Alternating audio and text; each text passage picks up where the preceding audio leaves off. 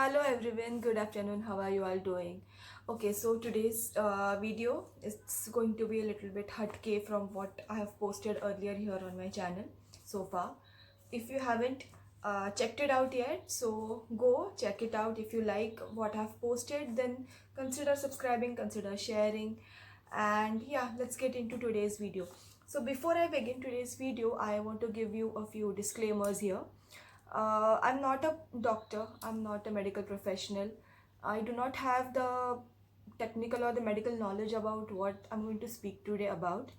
So, if I do make any mistakes, if there are slips here and there, so do correct me. And all the information, or I have researched about it, I have checked about it a bit here and there on, of course, Google, and there are pages and websites that I have looked up. So for your reference, I'll try to link them down below in the description so you can check it out. One more thing, if anything that I say in this video today grosses you out, you find it disturbing, or you do not relate with it, or you find this particular topic or this particular content as unrelatable or of no use to you, please do not be unsympathetic and rude and insensitive to me in the comments. Just skip out of this video and yeah, that's it. But just don't be harsh and don't be insensitive and don't come at me. So today's video is going to be about a disability called Spina Bifida. So October is Spina Bifida Awareness Month, and 25th October is World Spina Bifida and Hydrocephalus Day. So from where have I got this information, or from where am I quoting this? I'll try to link the page down below so you can check it out for yourselves. So why am I speaking about this today? So I speak from personal experience of having Spina Bifida, which is a disability, congenital disability pertaining to the spinal cord. So Spina Bifida basically means a split spine, okay? So the spinal cord or the vertebrae, it doesn't form properly, or it doesn't close properly at birth. There are many reasons for that, and there are a few types of Spina Bifida, variants of Spina Bifida, you may say. So the four known types, or at least the ones that I know, are occulta, meningocele or meningocele, I hope I'm pronouncing them right, myelomeningocele, and the fourth one is lipomyelomeningocele. I'll put all the words here so that you can check them out. I know I might be spelling them wrong, you might not be able to catch them in the first instance, so yeah. And again, a disclaimer, I am quoting all of this from a website or like from a Google page, so it's not something that has come out of my mind. Okay, coming back. So I am a person with disability. I have Spina Bifida and my type is myelomeningocele. Okay, so what happens in myelomeningocele, I'll try to explain in my words. The spinal cord or the vertebrae, it doesn't close properly when the fetus is developing, the baby is developing, and the spinal fluid tends to flow out. Then you catch infections. There's a tumor that happens in some cases, especially in the lower back section, and that tumor has repercussions. It might damage your, it does damage your nervous system. It might cause hydrocephalus, which I believe is like the accumulation of fluid in your brain, which again causes a lot of pain and a lot of discomfort to the patient. It might leave you paralyzed, either neck down or waist down, and many other things. So the condition that I have, Spina Bifida myelomeningocele, it's by birth, congenital, as I told you. It affected my nervous system. Obviously, I had sort of a tumor in the lower half of my back, which was operated a few months after I was born. During that surgery, I guess 3 months or something, 2 or 3 months, something like that. During that surgery, what happened was that the spinal cord got tethered during that surgery. And as I grew, There was delayed walking. I couldn't walk at the normal age. Like all the other milestones were fine, but the walking part, I believe I couldn't walk till the age of 4 or 3 or something like that. Once I started walking, one of the nervous damage, the one of the effects of the nervous damage that happens is that your feet get affected. Yeah, the pressure soles get developed, as a result of which wounds keep on happening on the soles of your feet. Either one or both depends. Uh, Imbalance is there, limping is there, a lot of pain is there at times also. Uh, so that's what happened with me. I was operated for that a few times. There was one major surgery that was done on me to untether the spinal cord that got tethered when I was a baby, back when that first operation was done on me. So up till then, I remember having a lot of back pain, posture gets affected and all that things. And after that second surgery was done, I started feeling a bit better.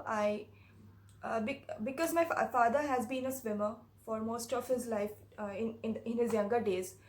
I tried a bit of gymming initially, like treadmill and all that, but I got bored. I was a kid, I was in 4th or 5th standard.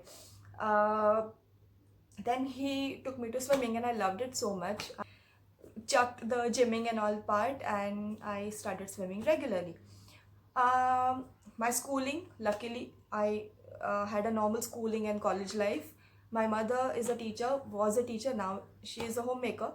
So I got admitted to a normal school, and by the grace of God, I'm so grateful that my school friends, my school teachers, everybody was so supportive. Often it used to happen that I only attended exams and skipping the school for the rest of the year because of some surgery or some sickness or being bedridden and all that pretty stuff. And but yeah, my academics were not affected much. I wasn't a brilliant kid, of course, but I was not in the failures category also. My schooling also happened normally, and because my friends had seen me growing up with them with this condition, they sort of understood what it was. It was not like the other special kids, with me at least, that they get shamed or trolled or mocked and discriminated and stuff like that. Luckily it did not happen with me. And same thing with college. My college degrees also happened very smoothly. Of course, there were some pitfalls in between, like skipping school for years together, and being admitted in the hospital for surgeries for weeks, months, skipping the festivals, the birthdays and the celebrations, and lack of socializing. And obviously, you know how parents of people like me, like people with disabilities, are like, they want to be protective, but obviously you feel that they are being restrictive, so those temper tantrums and all those things happened. But in all this, what happened was I had a great support at home in the form of my grandparents, and making sure that I didn't feel left out, sort of. In all this, what happened was I got introduced to the wonderful world of books, puzzles, riddles, crosswords, and all that. And so my language skills developed. I started writing poems. That grew into a hobby. As I grew up, as I became an adult, that uh, started getting converted into writing, like articles, not articles, I will say. Yeah, just pouring my heart out, and I started blogging very recently. And I must say that I was a very active kid. Whenever I attended school for maybe half a semester or quarter of a semester or whatever, I used to like be at par with all the other kids in the class and the school and all that. I never listened to my teachers, like when they told that you just sit back and don't participate in sports and don't move around and this and that. I was very rebellious about it. But as I grew up, I understood that maybe I have some restrictions and maybe I will not be able to do everything that everything that a normal person does. It's really hard. It's a bitter pill to swallow, I agree. But yeah. And then in all this, as I told you, I had a very normal schooling and college, and I have great friends as my support system and all that. Uh, my brother was born when I was about 15. So almost more than half my life I have been a single child. I am the only child, and more than half my life now I have been an elder sister. And like since he was a baby, like maybe a couple of months, I have held him, and that too my parents have never stopped me from, picking him up or holding him and taking him out and stuff like that. So I started handling him, and I could feel that when I was holding him or like making him walk along with me, like he used to observe me, and he pretty much understood from a very tiny age that my sister is something different and all that. So more than me, he assimilated and he internalized so that something was different about me at a very young age, and he has been a great blessing for me. I often tell my parents that both of you, of course, but yes, both of you are my parents and you have been there for me, but more than you, my brother has been the one who's been there for me in everything that I've faced for the past, like he's 20 now, so for the past 20 years. So for the first 15 years of my life, my parents and my grandparents were there, and for the next 20 years of my life, my brother has been a very, very important and a crucial part of what I am.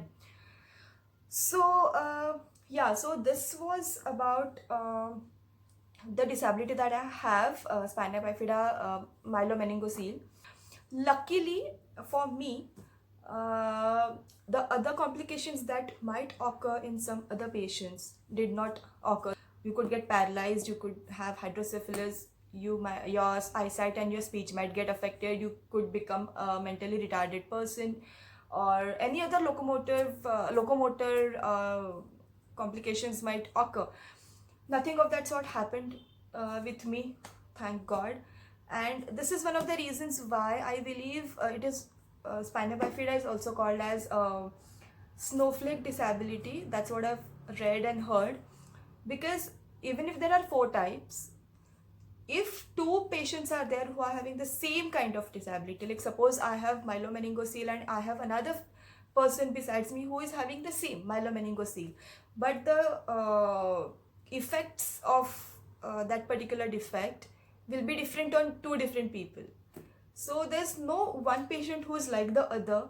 It's not an easy life. It's not at all easy knowing that you have certain restrictions that might last you a lifetime. There are certain things that you might be able to do, not now but eventually, or maybe never.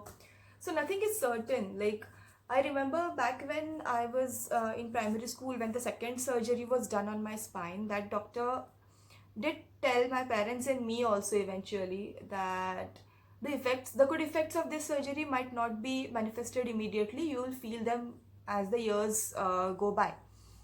So yeah, when I grew up, pretty much in college, like I started getting sensations in my feet if anything pricked me, or if my feet ached, or there was an infection, inflammation, and I was not able to stand, or I needed to take medications, I needed to rest, stuff like that, which didn't happen when I was a kid, I think. So yeah, so that was one. Oh, another side effect of this particular defect, as I told earlier, that there's a chances that your nervous system is affected. So some people have their nervous system affected from the waist down. Some might have it in other parts of their body as well. So with me, I got affected waist down.